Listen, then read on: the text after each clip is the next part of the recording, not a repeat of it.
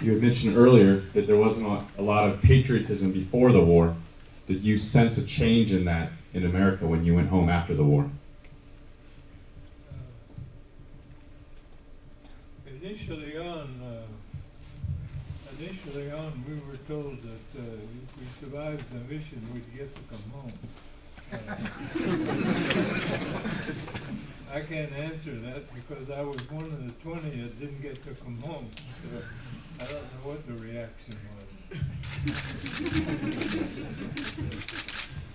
Well, I did come back home after about 2.5 months over there, and the reaction was the people knew about the raid, but they weren't given any information for 1 year after the raid to know where we were took off from or where we landed. So it just kept secret that long anyhow.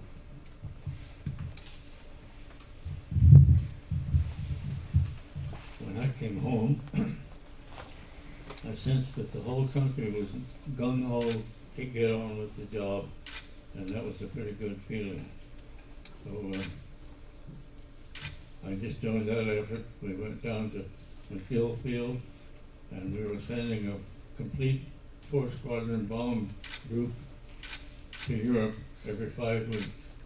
So we had thousands of young men, had no idea what it was they're supposed to do, and some of them wound up as my mechanics. So that 5 weeks was pretty tough to get going, but I sensed the mood of the country. I was gung-ho. Everybody was going.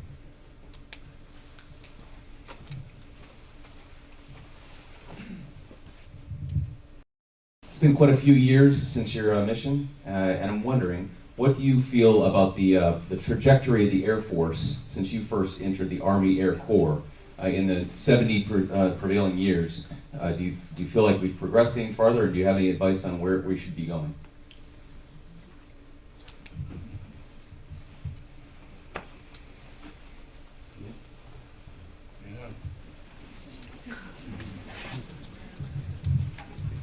I don't think we should go to war unless we want to win.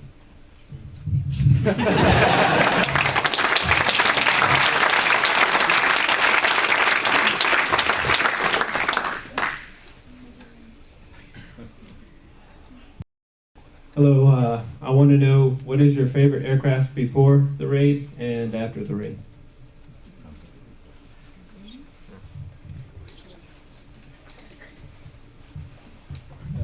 All of them.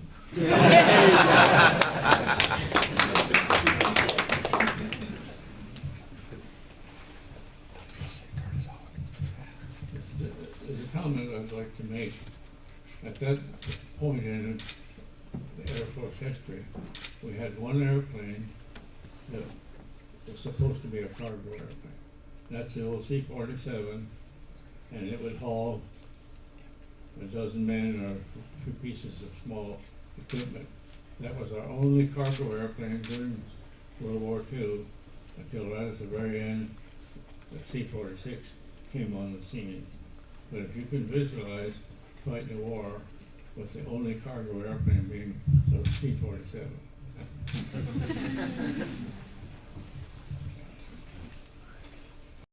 The raid was 71 years ago today.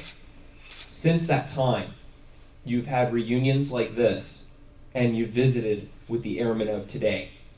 I'd like to know what these reunions are like for you all, to see each other again, and to see the airmen of today and tomorrow.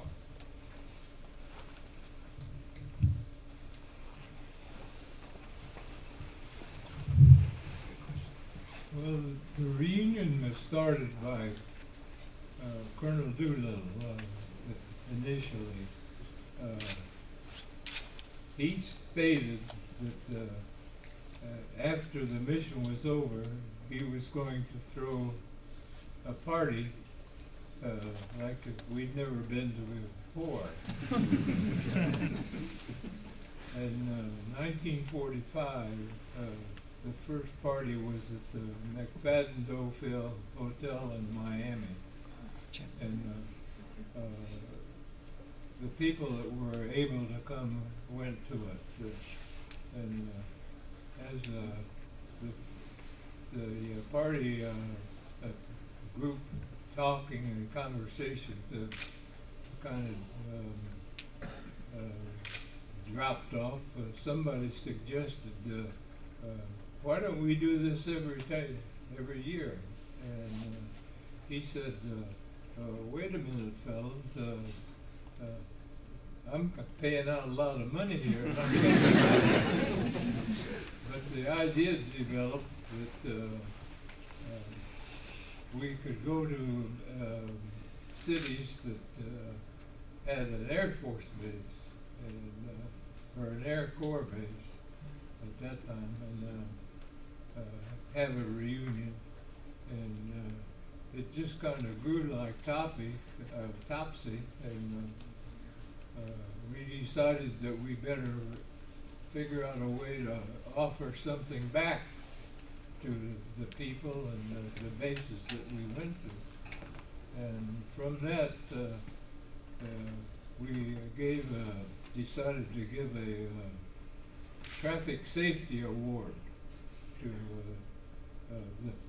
if somebody on the base or the base proper as a appreciation. And we did that for several years, and pretty soon we were running out of bases. But we were receiving invitations from cities, and this is where the idea came up of why don't we give a scholarship. So after the traffic safety award pooped out, we donated $5,000 to the city for the students that their education people had picked out, and we've been doing that since 1962.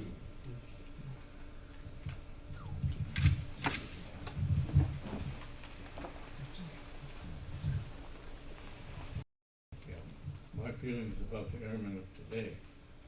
I looked this gang over, and I think our country's in good hands, and I want us to make sure that we give you guys everything you need to get the job done. So I'm hopeful. Okay.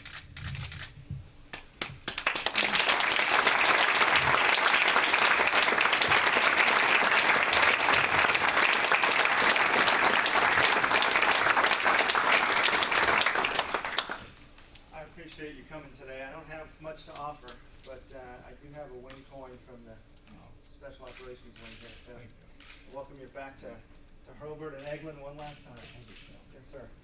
Yes, sir. It's been an honor. Thank you. Yes, sir. We'll get a round of applause. And